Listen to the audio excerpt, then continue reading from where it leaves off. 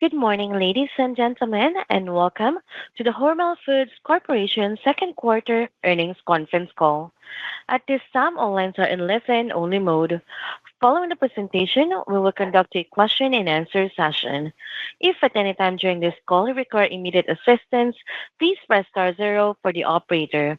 This call is being recorded on Thursday, May 29, 2025. And I would now like to turn the conference over to Ms. Jess Blomberg, Investor Relations. Please go ahead. Good morning. Welcome to the Hormel Foods conference call for the second quarter of fiscal 2025. We released results this morning before the market opened. If you did not receive a copy of the release, you can find it on our website, hormelfoods.com, under the Investor section, along with our supplemental slide materials. On our call today is Jim Snee, President and Chief Executive Officer, Jacinth Smiley, Executive Vice President and Chief Financial Officer, and John Ghingo, Executive Vice President of the Retail Segment. Jim and Jacinth will review the company's fiscal 2025 second quarter results and provide a perspective on the remainder of the year. Then, John will join Jim and Jacinth for the Q&A portion of the call. The line will be open for questions following the prepared remarks. As a courtesy to the other analysts, please limit yourself to one question with one follow-up. If you have additional questions, you are welcome to get back into the queue. At the conclusion of this morning's call, a webcast replay will be posted to our investor website and archived for 1 year. Before we get started this morning, I'd like to reference our safe harbor statements. Some of the comments we make today will be forward-looking, and actual results may differ materially from those expressed in or implied by the statements we will be making. Please refer to our most recent annual report on Form 10-K and quarterly reports on Form 10-Q, which can be accessed at hormelfoods.com under the Investors section. Additionally, please note we will be discussing certain non-GAAP financial measures this morning. Management believes that doing so provides investors with a better understanding of the company's underlying operating performance. The presentation of this information is not intended to be considered in isolation or as a substitute for the financial information presented in accordance with GAAP. Further information about our non-GAAP financial measures, including our comparability items and reconciliations, are detailed in our press release, which can be accessed from our corporate or investor website. I will now turn the call over to Jim Snee. Thank you, Jess, and good morning, everyone. We achieved solid organic top-line growth and delivered second quarter results in line with our expectations. We are committed to delivering profitable and predictable growth, and despite a dynamic operating environment, we stayed focused on our long-term strategy, executed with discipline, and delivered results consistent with our expectations. In retail, we continue to hold leadership positions in the marketplace across our diverse portfolio. Our success with both consumers and customers is rooted in providing a stable, reliable brand and products they can trust, while continuously evolving to meet the expectations of today's market. We continue to find ways to drive value for our consumers beyond price through quality, product differentiation, innovation, and convenience. This quarter, I want to highlight 3 areas of the retail portfolio that really brought this to life. The Applegate brand is well aligned with today's consumer demand for convenient protein solutions. The brand experienced incredible sales growth, outpacing the total edible category while also growing households. The launch of the convenience breakfast platform has been well received in the marketplace. Building on that momentum, the brand recently introduced a new line of lightly breaded chicken products, further expanding its reach and relevance. This ongoing pipeline of innovation, combined with a compelling value proposition, reinforces our confidence in the sustained strength and growth potential of the Applegate brand. At the same time, JENNIE-O lean ground turkey continues to be a high-performing and strategically important offering within our portfolio, positioned to meet today's consumer preferences. As demand for lean, high-protein food grows, JENNIE-O is a go-to choice for consumers, demonstrated by consistent consumption gains and strong category leadership. Through the strategic transformation of the JENNIE-O business over the last few years, we are further aligned as a demand-driven portfolio. We continue to have the right strategy and structure for steady, long-term growth. Finally, our Mexican foods portfolio delivered on the growing demand of high-quality and flavorful meal solutions at home. In the second quarter, we saw continued success with our legacy HRL salsa business, while our refrigerated guacamole portfolio experienced double-digit consumption growth, driven by HRL and Wholly brands. To provide another authentic, convenient meal solution, the team expanded our refrigerated entrees line to now include Al Pastor. Led by our flagship and rising brands, our broader retail portfolio is well-positioned to deliver the quality, differentiation, innovation, and convenience that consumers demand in today's market. Turning now to food service. Our food service business remained resilient in the quarter despite industry softness. Many of our branded products, such as JENNIE-O, Hormel fire-braised meats, and Cafe H globally inspired proteins, delivered strong volume and net sales growth in the quarter. Our direct selling organization's solution-based approach and a diverse channel presence has once again outperformed the broader food service industry. In addition to our already diversified portfolio that provides high quality and convenient solutions, the team is motivated to deliver on flavor trends and help our operators serve their customers faster. As an example, at the International Pizza Expo in March, the team showcased our latest pizza topping creation. Recognizing that hot honey has become the fastest growing pizza ingredient, our team saw the perfect opportunity to capture that craveable sweet heat in the form of our premium quality sausage, ultimately creating Fontanini hot honey sliced sausage. Additionally, our Flash 180 sous vide chicken is designed to streamline back-of-the-house operations. It delivers a consistent, high-quality product while significantly reducing prep time and labor, allowing more operators to serve the most in-demand menu item, the chicken sandwich. It's this kind of multifaceted, food-forward thinking that keeps Hormel Food Service a leader in the marketplace. Rounding out our segments, our international business delivered strong top-line growth in the quarter, driven by an impressive double-digit volume and net sales growth in exports and robust growth in China. Our in-country China business continued to perform well, led by customer and distribution expansions, and continues to lead the company in innovative product offerings. The recent launch of Hormel Barbecue Bites is just one example of the team's deep understanding of consumer trends and their ability to create meaningful innovations that address in-country market demands. These 6 examples demonstrate the continuous transformation of our portfolio with innovative, high-quality products that meet the evolving needs of our consumers. Now, this year is a story of momentum, and as we've discussed, we expect half one and half two results will look very different. What will not be different, however, is our strategy, as we have intentionally structured our business to balance changes in the marketplace.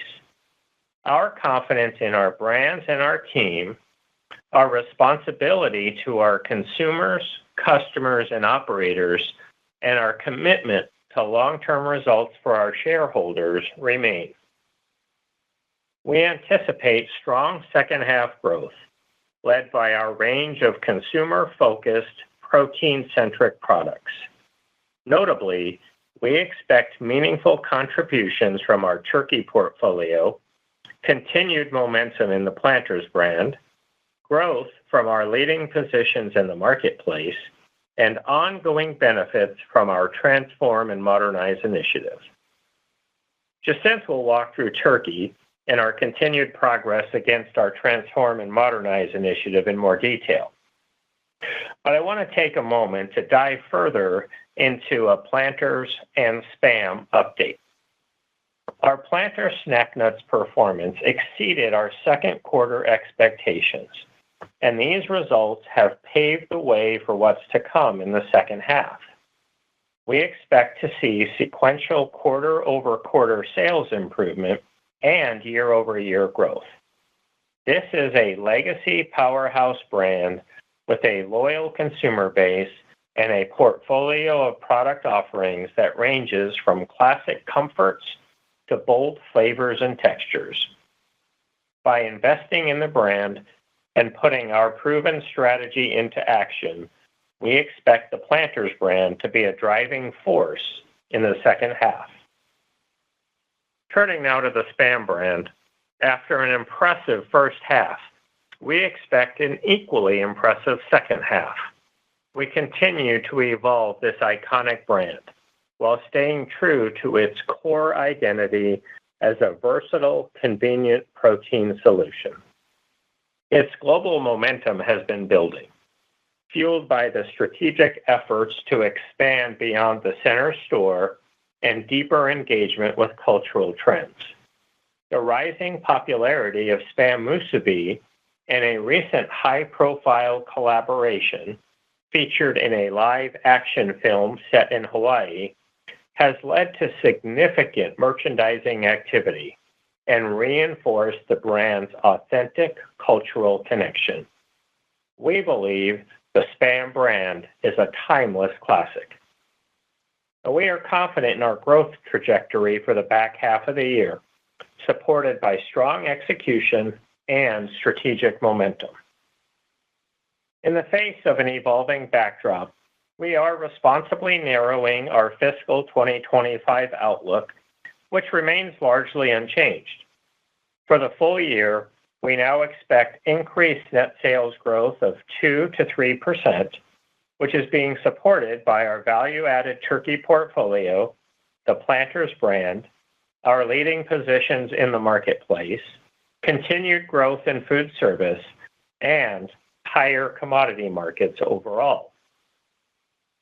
We now expect adjusted diluted earnings per share in the range of $1.58 to $1.68, which takes into account our current views on the consumer, tariffs, and lower investment income.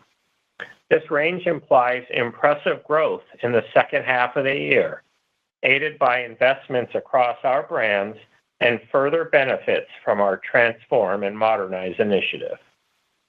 While the macro environment is ever-changing, our strategy is consistent and clear. Our top-line momentum is building, our diversified portfolio allows us to navigate changing preferences and trends, and we are on track to deliver the benefits of our Transform and Modernize initiative, positioning us to regain our long-term growth trajectory. Our team continues to be, in my opinion, the best in the industry, and each and every one of us is committed to the long-term success of our company.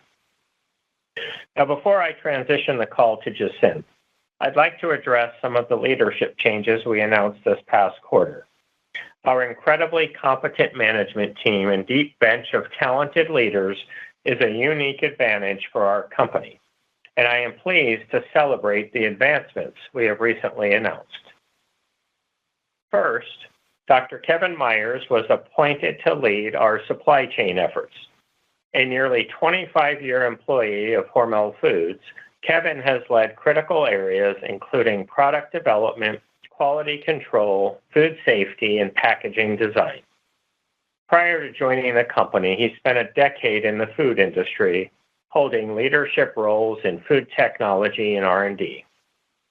Kevin is widely respected for his expertise and insight. He is a trusted advisor and one of the most capable leaders in the organization. Candidly, he's one of the smartest people I know. With Kevin at the helm, we remain focused on transforming our supply chain, delivering for our customers, and driving operational excellence. Next, we announced that Scott Ockery, Group Vice President and Chief Marketing Officer for Retail, will retire at the end of the fiscal year after an astounding 35-year career with Hormel Foods. We are pleased to share that Scott has been appointed to the Hormel Foods Board of Directors, ensuring we will continue to benefit from his strategic insight and deep brand expertise. Throughout his career, Scott has held several pivotal leadership roles, from guiding our grocery products marketing to leading corporate innovation and launching our brand fuel growth engine. On a personal note, I am grateful to have built my career alongside him. Scott's creativity, bold thinking, and thoughtful leadership have left a lasting mark, and his impact will continue to shape our future. Finally, with Scott's impending retirement, we announced that Jeff Baker, a 35-year Hormel veteran, will lead the retail marketing efforts with the start of fiscal 2026. He will oversee the continued evolution of our branded portfolio, driving growth in snacking and entertaining and our food-forward platforms. Jeff's proven track record of growth, sharp strategic insight, and a deep understanding of our brands and consumers has been built through his leadership roles across the company. Beyond his results, Jeff is known for his commitment to our company and his ability to foster an inclusive, high-trust, high-performing culture.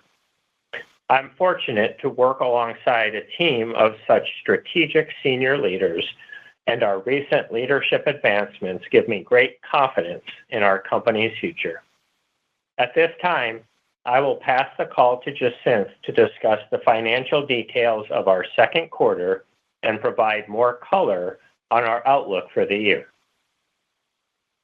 Thank you, Jim. And good morning, everyone.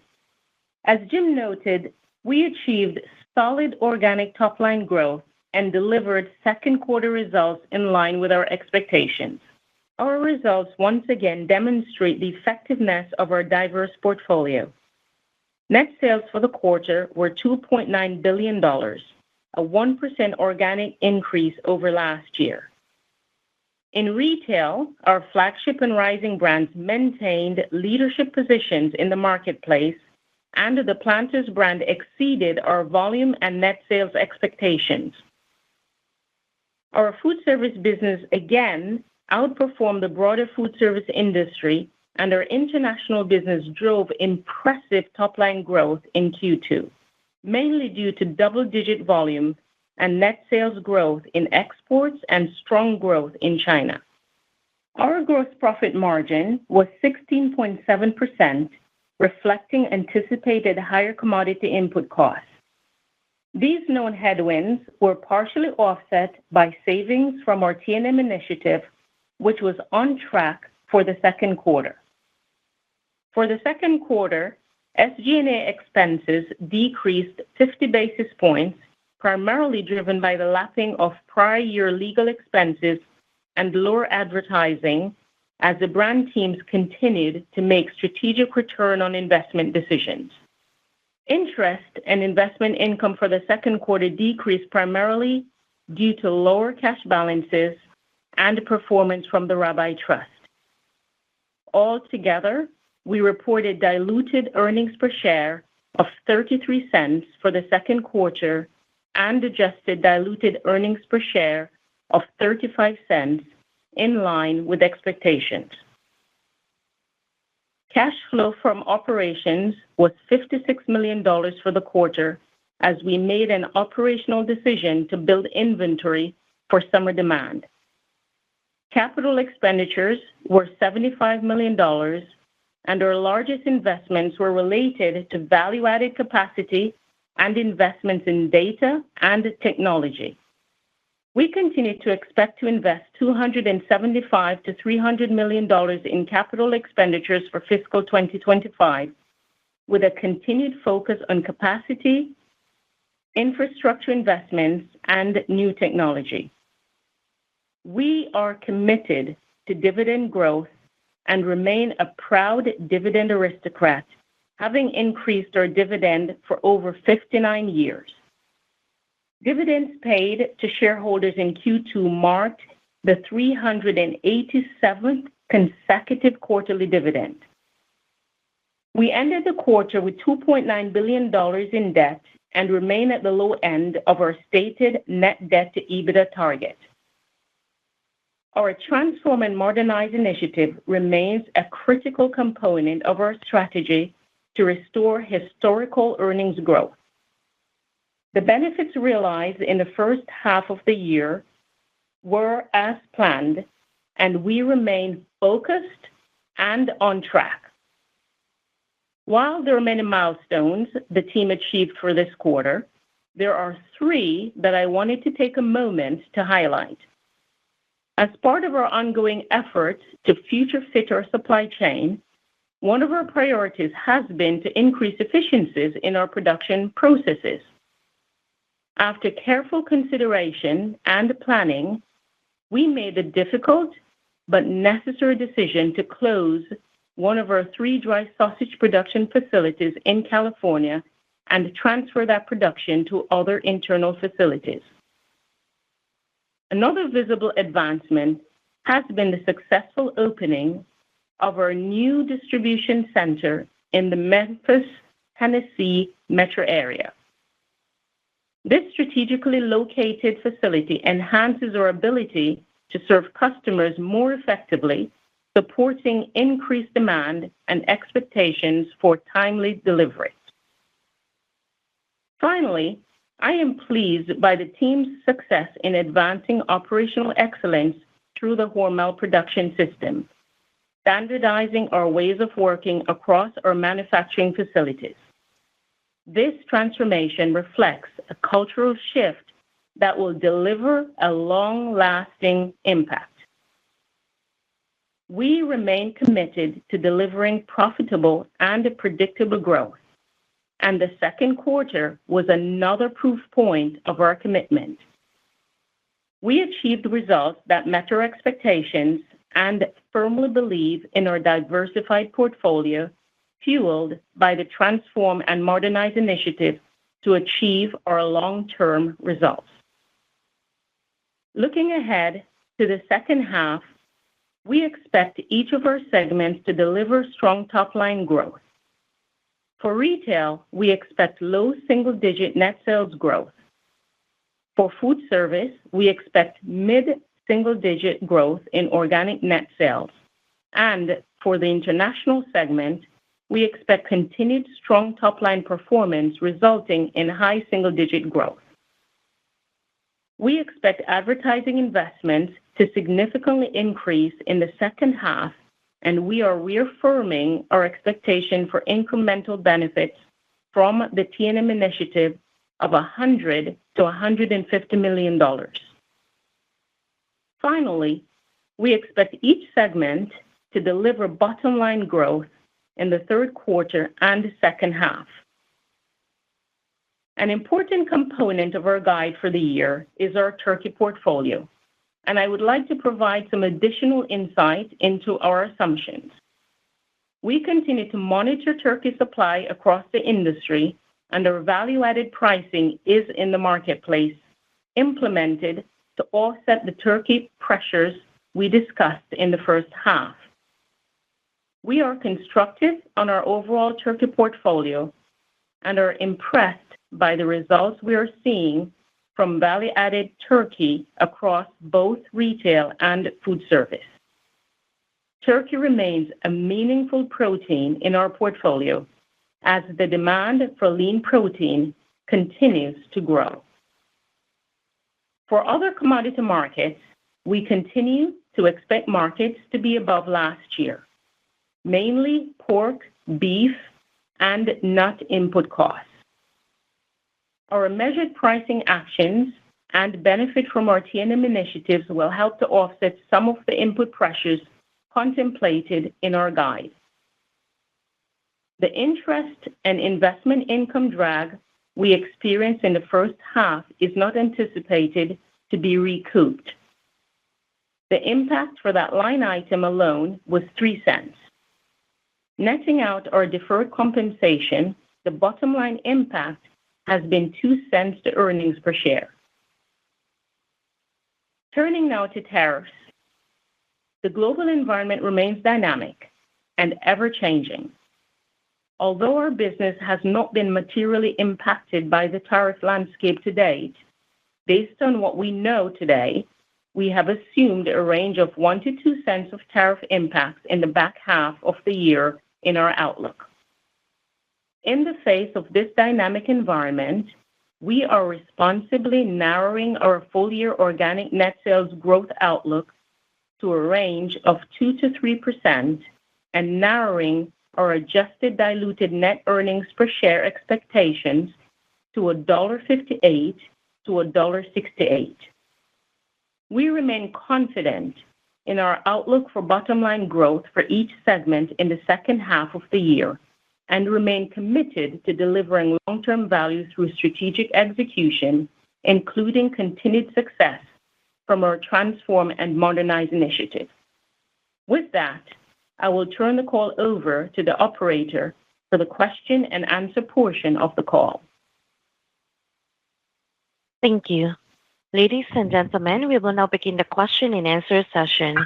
Should you have a question, please press star followed by the 1 on your telephone keypad. And should you wish to cancel your request, please press star followed by the 2. If you're using a speakerphone, please lift the handset before pressing any keys. One moment, please, for your first question. Your first question comes from the line of Peter Galbo from Bank of America. Please go ahead. Hey, good morning, guys. Thank you for the question. Morning, Peter.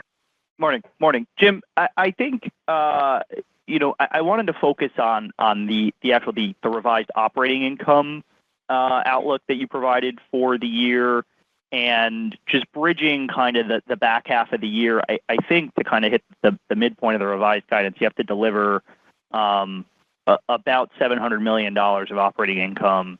That would be up versus the $575 you did in the second half of last year. So still a pretty meaningful ramp. So maybe you can help us bridge kind of how you get there. You obviously have the increased advertising costs that come in the back half. Maybe there's some benefit from dry sausage facility closure.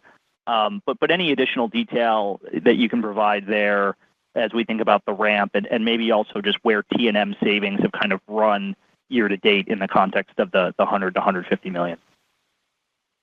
Yeah, great. Thanks, Peter. Appreciate the question. Let's start with that first part in terms of the back half of the year. And I think what's really important here is this idea that there's a lot to like about how well positioned we are for the back half of this year and our ability, right, to deliver a strong second half. Some of the things that we've been talking about over the last number of quarters, and that is that Planters recovery is on track. What's happening with our turkey portfolio, especially value-added turkey, we're seeing really positive momentum. And then when we get into the businesses, specifically our value-added business in retail continues to perform well. And it might be helpful when I wrap up here to have John give you just a little more color on that. When we get to food service, we've had strong momentum on the top line, and we do expect to have some favorable year-over-year comps in the second half. We'll have international with steady, strong growth. And then just in regards to T&M overall, we've said it's on track. right? And so it is delivering what we expect it to deliver in fiscal year 2025. There's a lot going on in the organization. There's a lot of projects that we're working on. But again, the important thing here is when we roll up all of these drivers for our business, it's really what we expected at the beginning of the year for the back half of the year. And so there's just really great substance in our ability and our confidence to be able to deliver this strong, achievable second half number. And John, if you want to maybe add some color on retail. Yeah, thanks, Jim. I'll add a couple of comments. We do feel confident in our second half. We have a lot to be excited about for retail, elements that will help us navigate what I would call a choppy environment and a strained consumer in the backdrop. I'll comment briefly why we feel good about the relevance of our flagship and rising brands right now, and also the support plans we have in place in the back half behind those brands. If you step back and just look at our protein-centric portfolio right now, it offers a lot of value to consumers. We know consumers are willing to pay for protein, especially with the added benefits of convenience, food, flavor experiences, and generally the emotional and functional benefits of our brands continue to resonate. So when you take those protein offerings, put those added benefits on top, we know that is still equating strongly to value for the consumer. And then on top of that, we're planning double-digit advertising increases in the second half of the year, including significant investment in Planters. So we'll be returning that flagship brand to growth in the back half. But we also have new advertising, good investment levels planned across other priority brands in the portfolio, APPLEGATE, SPAM, Hormel Pepperoni, Skippy. Those investments will leave us with advertising spending planned up year over year for the full fiscal year basis. All in all, I would say for retail, we feel confident. We have good momentum. Our portfolio is strong in this environment, and our plans for the back half are strong to support our brand. So we are feeling good going into the back half of the year.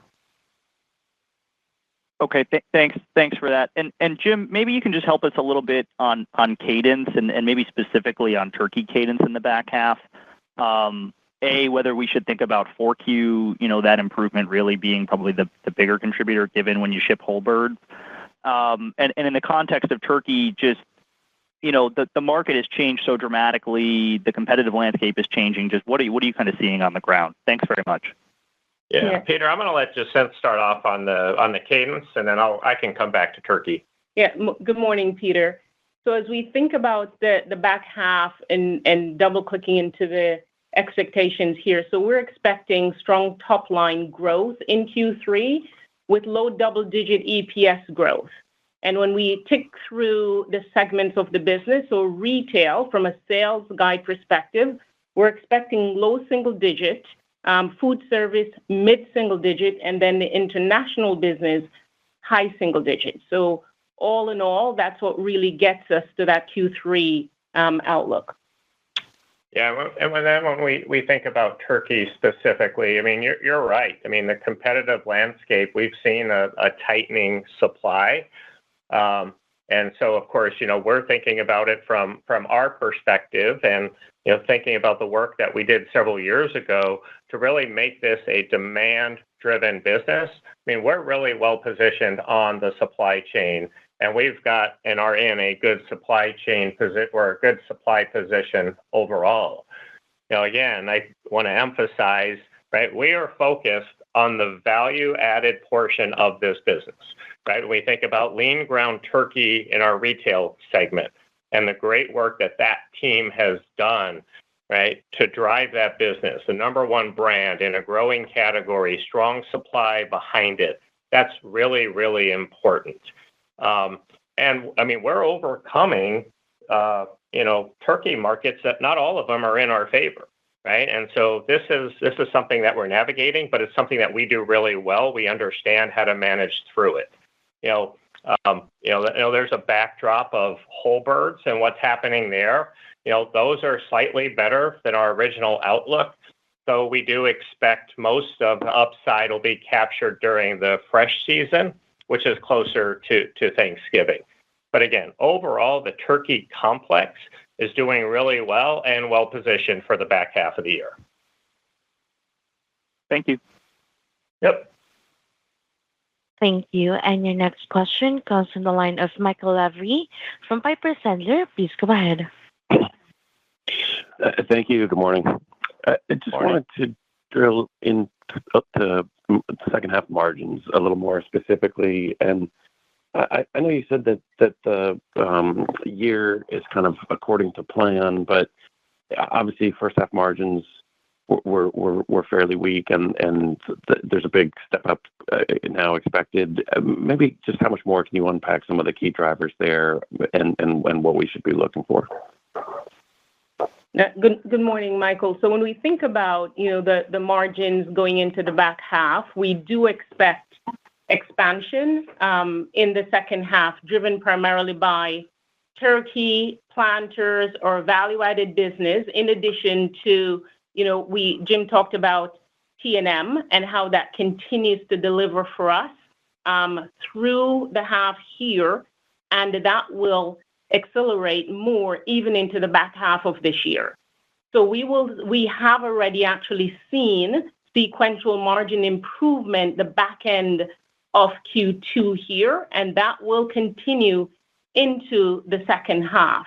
Some of those drivers, as we said on the call last time, we expect benefit from turkey pricing in the second half going into fiscal 26, as Jim just talked about here, with this, some of it happening for Thanksgiving, and then planters continuing to perform well. We had better than expected performance in Q2, and we expect that to exceed and continue into the second half as well, and see strong growth in margins there for planters as well. And then finally, when we think about the commodity markets, those continue to be elevated for the business. And for some parts of our business, we do get that impact and translate that into pass-through pricing. And then for other parts of the business, we do take thoughtful pricing to be able to overcome that as needed. So all in all, we expect margin expansion in the second half, and long-term for our portfolio, we are well-positioned to continue to drive margin growth. Okay, thanks for that. And just on food service, the mid-single-digit growth expectations are certainly ahead of what would seem to be the industry backdrop, just given tough traffic and a stretched consumer. Can you just tell us how you're thinking about your ability to grow there and what some of the maybe specific drivers are? Yeah, I'll take that one, Michael. I think it starts with the comments we've made about our food service business is that we historically outperform what is happening in the industry. So we're not immune to what's happening in the backdrop, but what we are focused on is over delivering and outperforming. We've had strong momentum on the top line in this business, and so that obviously has been a really positive signal. As we head into the back half of the year, we do expect to be aided by the improvement in our planters and C-store business. We've got an incredible pipeline of innovation that's coming. We had a chance to showcase a lot of that at the recent National Restaurant Show. And then, of course, I think I mentioned it earlier, that we will have a favorable year-over-year comp in the second half for food service. And so when we put all of those things together, right, supported by the fundamentals of our business, the direct selling organization, we've talked a lot about our diverse channel presence, and really underlying or underpinning all of it is a solution-based portfolio, right? That's what sets us up for success and ability to deliver those results in the second half of the year. Okay, great. Thanks so much. Yep. Thank you. And your next question comes from the line of Tom Palmer from Citi. Please go ahead. Good morning, and thanks for the question. Maybe I could just first ask on the T&M savings, any quantification that you could give for savings in the first half of the year? And then when we're thinking about the $100 to $150 million range, could you maybe give some examples of key initiatives, progress towards them, and kind of what might swing us to the high end or the low end of the range this year? Thank you. Yeah, certainly. Good morning. So I'll start off. So just to reiterate again, the guide that we have given for the year, we continue to track well against that guide. And going into the back half, we continue to be on track to meet our expectations that we have set out. There definitely a lot that's going on in the business. For example, this quarter, we executed 66 projects underneath the T&M initiative. So a lot that's going on across all of the pillars. When we think about the pillars we have laid out for T&M, move, buy, plan, make, a couple examples that we executed this quarter. A couple I had given in our prepared remarks. One is around opening of this Memphis metro area facility, which really speaks to what we're doing in terms of ensuring we have an effective network logistically of how we really deliver to our customer in an efficient way. And so that's one of those examples. The other one is the closing of that dry sausage facility in California. And then again, that speaks to how we're thinking about our portfolio and how we make that as efficient as possible for our business to ensure that we have a portfolio that has the margin structure that we need for the business, but then even in terms of where we're located as well, we are also being logistically efficient with our business. So there is quite a lot going on in the business. The other one, I will mention that's really driving a lot of value for the business is our end-to-end planning. And if you recall, we spent a lot of time in the past year or so talking about how we have been inefficient in how we manage our inventory. We are investing a ton in really thinking about how we plan our production, how we then get that into our plans to ensure that we have the right supply and our team is producing the right amount for our customers in the most efficient and effective way to get it to them on time. So really a very end-to-end solution as we're thinking about the business. And then underneath it, building the infrastructure from a data and analytics standpoint to do that in a great way. So overall, we're running the program in an agile manner. So when we think about the confidence we have in T&M, it gives us confidence in that way because of the approach that we're using. So to the extent that we go after a savings opportunity and it doesn't seem to be panning out in terms of the expectations on savings, then we're able to pivot in a very quick manner and then go after other projects. So we have a very robust pipeline of projects to be able to deliver the T&M objectives and goals that we have set out. Okay, thanks for that. One thing you'd mentioned in the prepared remarks was just the inventory build for summer demand. Just any color on what products this is related to? And look, it has been a few years, but I think there was a time where excess inventory was a little bit of a challenge to work through for you guys. Could you maybe just note the visibility this time around in terms of visibility for the sell-through of these products you've built up the inventory for? Thank you. Certainly. And that actually ties back into the comment I just made here around our ability to manage our inventory in a different way as part of this investment that we're making in Transform and Modernize. And so we have intentionally and strategically built inventory for our upcoming summer demands. And some of those particular areas are around planters. We also have promotions coming up with SPAM. And then the other piece I want to just include there, if we think about elevated commodity markets and our input costs, that also have an impact on our balances that are showing in inventory. Yeah, and Tom, I think just that last part is important, because our pounds are down, our commodity prices are up. So when you see the dollars, it's one thing, but we are managing this inventory very effectively to align with the needs of the business. Okay, thank you for that. Yep. Thank you. And your next question comes from the line of Ben Shooter from Barclays. Please go ahead. Yeah, good morning, and thanks for taking my question. Maybe, Jim, just to come back a little bit to Planters and the cadence. You said you were basically on track, if not even slightly exceeding what you were expecting for 2Q. So as you look into the lineup into 3Q and the back half in general, how would you describe the situation of having regained some of that shelf space and some of those points of distribution that you lost last year after the outage at the facility? And what is your expectation as to the growth contribution from Planters in particular as it relates to the second half outlook? Thank you.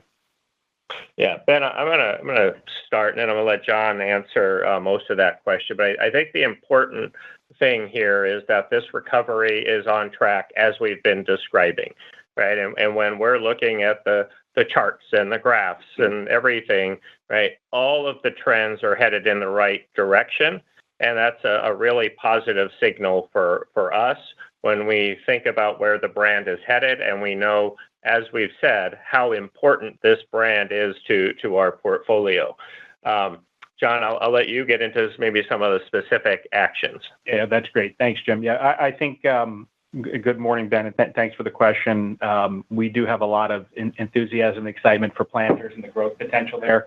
The foundational work, is in good shape. Our supply is corrected. We continue to see, as Jim said, that sequential improvement in the marketplace. And in fact, as he mentioned, the second quarter did come in a bit better than expected for Planters, which was good.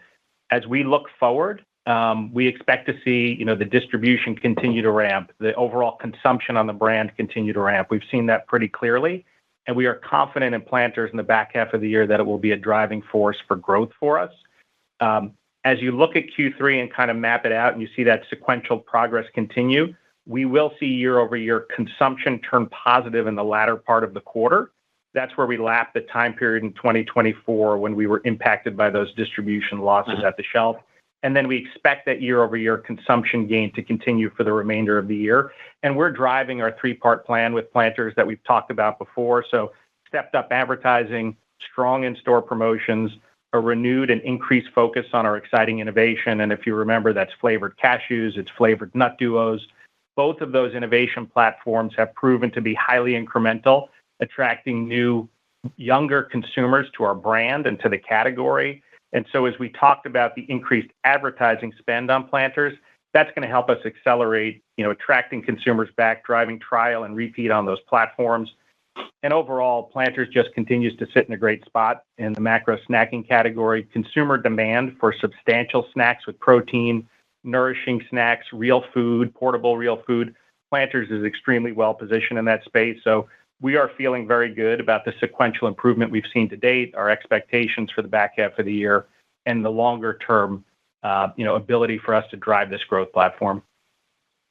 Okay, perfect. Thank you very much. And then one quick one for Jacinth. You talked about the interest and investment income and that it's basically not going to be recovered. But just to understand, obviously there was a little bit of an income as well, if you want to put it this way, in 3Q and to a lesser degree in 4Q of last year.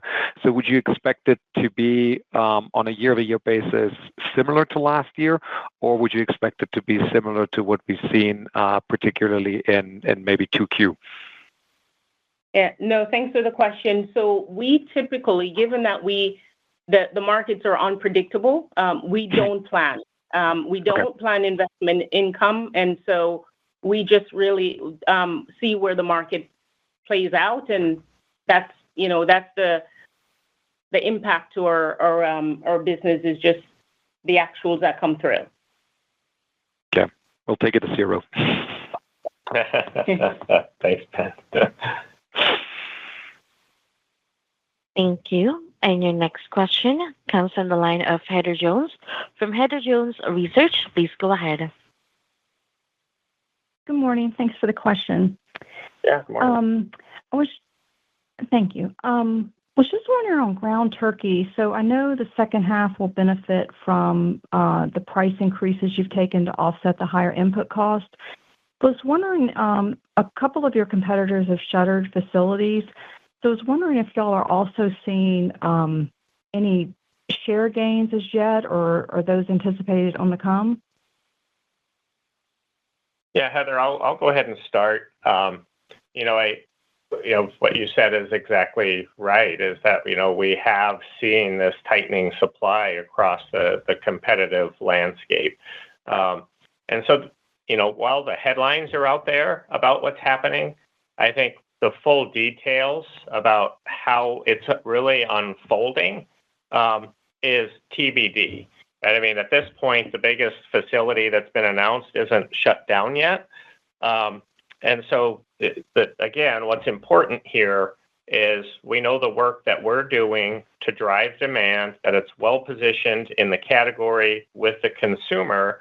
And then as those opportunities present themselves, we can rest assured that we're going to do everything we can to capitalize on them. And John and the team obviously are working hard in this space. Yeah. Thanks for the question, Heather. I'll just comment briefly a little bit from the consumer lens on your question too, which is, I mentioned earlier, delivering value for the consumer, and ground turkey just continues to be a winning proposition in that sense. It's a highly versatile option for consumers, plugs in very well to everyday life, different meal occasions, food experiences, and that versatility is valuable. And then, beyond that, just poultry and ground turkey right now very aligned with dietary needs from consumers who seek out lean sources of protein. So if I kind of, walk down the line and you look at the recent consumption data, JENNIE-O continues to perform very well, consistent household penetration gains over the past 52 weeks, up over 4% in dollar consumption in the latest quarter. And if you look at the demand trend, we believe those trends underneath that rising demand are longer term in nature. And we love having the number one brand in ground turkey, right? It's a great position to continue to capitalize on that consumer momentum. Okay, perfect. Thank you for that. And then on my follow-up, I just wanted to stick with retail. So looking at and I'm just looking at Q2, but looking at your volumes for Q2 versus, so 25 versus 21, you're down roughly 20% in volumes over that time. And I know a big chunk of that has been co-man, and some of it has been, or contract manufacturing, I should say, and some of it has been JENNIE-O, and then obviously the Planters impact. But I was just wondering, as we think about that business now and for the forward look, do you believe we're close to a stabilization point and going to grow from here, or how are y'all thinking about that business, or just pure volumes? Yeah, thank you, Heather. So let me kind of click into the quarter, and I'll pull back and talk a little bit about retail in general. So you are correct. Our retail volumes did contract in the second quarter. It is important to note that 2/3 of that volume decline was related to lower commodity shipments and contract manufacturing. And in fact, the contract manufacturing business, while that volume was down, it was mixed favorable and provided net sales growth on the quarter. The other significant drag to volume worth calling out here is promotional timing that we referenced in the release, and that was club channel volume, specifically related to quarterly year-over-year timing differences in promotions. So that was the other bulk of the volume decline. When you look at volume year-over-year, you can see the quality of the volume for retail, was different in the sense that net sales was flat and we increased profitability on the quarter. So to your question of, what do we expect with the outlook as we move forward into the second half of the year, we feel very good about being able to drive increased consumer demand across our flagship and rising brands. We have good consumption momentum on those businesses. We have some, strong tailwinds at our back. And on top of that, we will continue to manage strategically the commodity and less strategic elements of the business over time. Okay, thank you so much. Thank you. And your next question comes from the line of Rupesh Parikh from Oppenheimer. Please go ahead. Good morning, and thanks for taking my questions. So I guess I just have an intermediate term question. So going back to your targets for $250 million plus in operating income growth by FY26, just given, I guess the tariff and consumer backdrop, is your team still confident being able to deliver on that target? Yeah, Rupesh, I mean, for us at this point, nothing has changed, right? I mean, we're obviously very excited about the work that's happening. Jacinth did a really nice job there elaborating on just how much work is happening across the organization. While we want to get to 26, obviously, our focus right now is on 25 and all of the work that's happening here.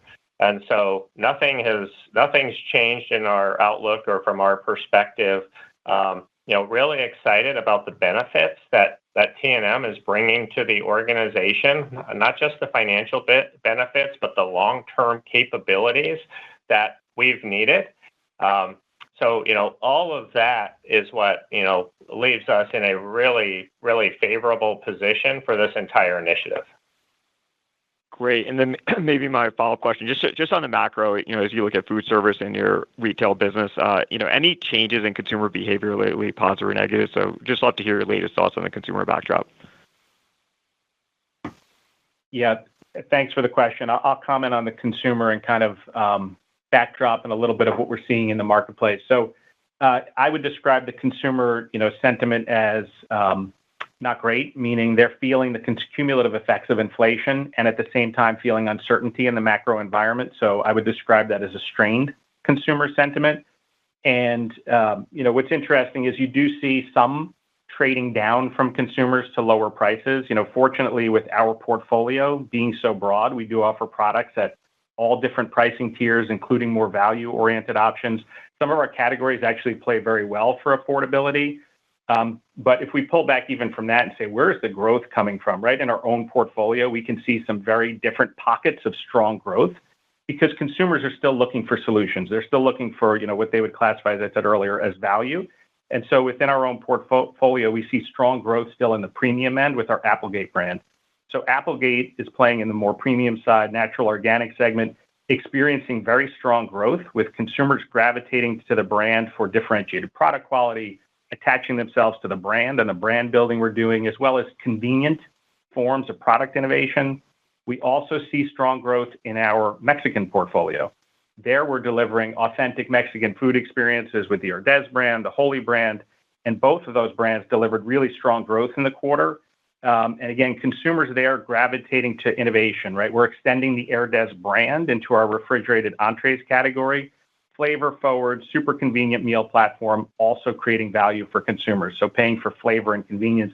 And then a very different example we touched on earlier is JENNIE-O and ground turkey, right? And we continue to see strong demand there as consumers are willing to pay for lean sources of protein and the versatility that ground turkey provides. So I think the answer is the consumer is feeling strained. There is some trading down, but for the most part, consumers are looking for value. And, protein, we feel really good about our protein-centric portfolio being able to meet their needs for the value they're looking for. Yeah. And Rupesh, I think when we think about retail, as John described, we're holding our own in market share, right? We're continuing to focus on these flagship and rising brands. And, there's still some clear opportunities.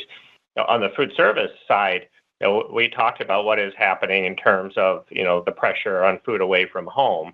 And again, we're structured the right way. We have the right strategies to outperform what's happening in that macro environment.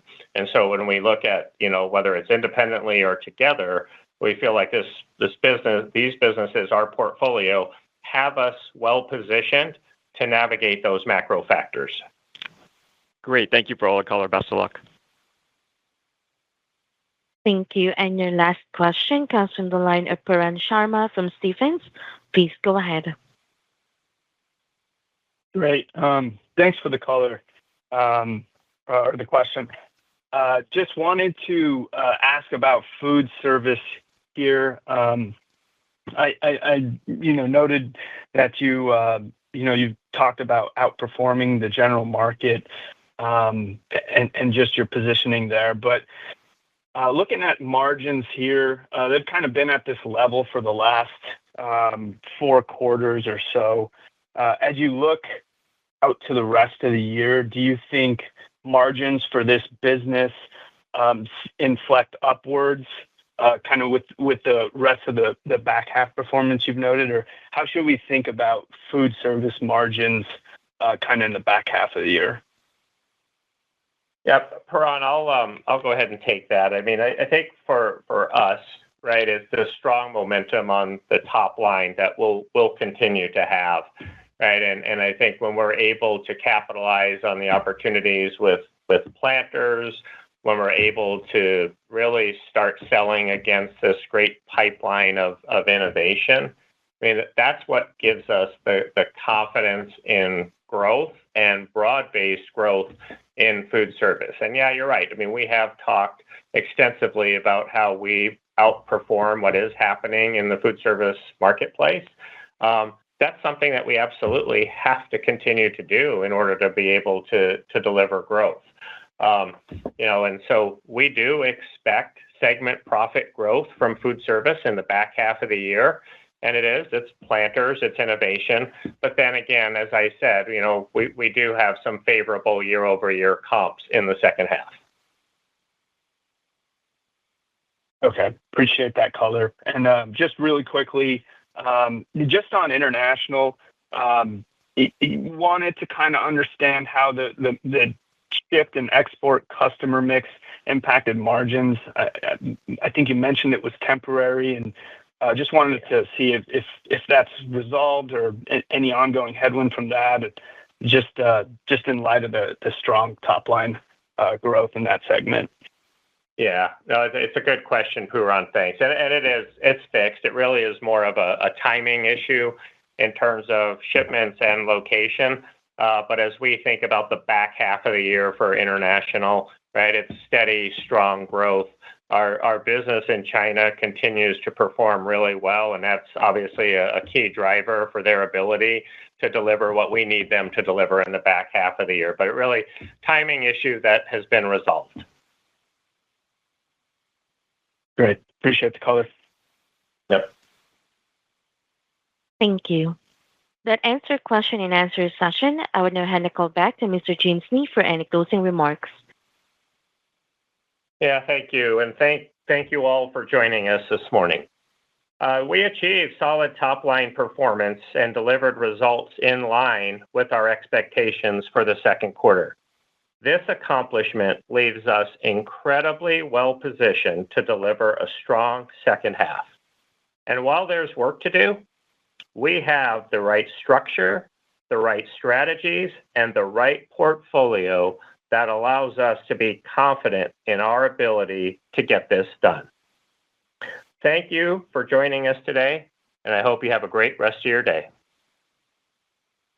And this concludes today's call. Thank you for participating. You may all disconnect.